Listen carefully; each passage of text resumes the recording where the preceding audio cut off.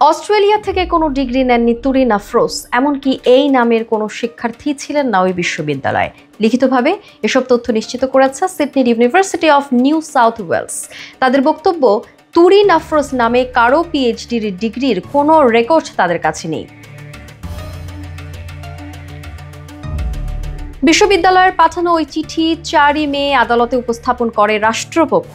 বাড়ি সংক্রান্ত এক মামলায় এই তথ্য আদালতে দাখিল করা হয় বলে জানান আইনজীবী। গত 13 মার্চ আদালতে অতিরিক্ত অ্যাটর্নি জেনারেল অভিযোগ করেন, প্রসিকিউটর থাকাকালে তুরিন আফরোজ ক্ষমতার সব ধরনের অপব্যবহার করেছেন, এমনকি সে নিজের মাকেও বাসা থেকে বের করে দেন।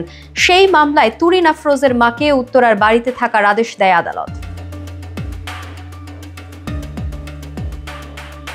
গেল 6 এপ্রিল রাতে উত্তরা 3 নম্বর সেক্টরে একটি বাসায় অভিযান চালিয়ে গ্রেফতার করা হয় তুরিন আফরোজকে। তিনি আওয়ামী শাসনামলে শেখ হাসিনার অত্যন্ত ঘনিষ্ঠ ভাজন ছিলেন। তিনি আন্তর্জাতিক অপরাধ ট্রাইব্যুনালের সাবেক প্রসিকিউটর হিসেবেও দায়িত্ব পালন করেছেন।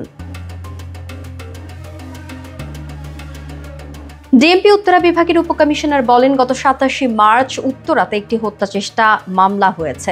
সেখানে ব্যারিস্টার তুরিন আফরোজ এজাহারভুক্ত আসামি। সুনির্দিষ্ট তথ্যের ভিত্তিতে অভিযান চালিয়ে তাকে গ্রেফতার করা হয়েছে। তার বিরুদ্ধে নীলফামারীতে আরও মামলা আছে।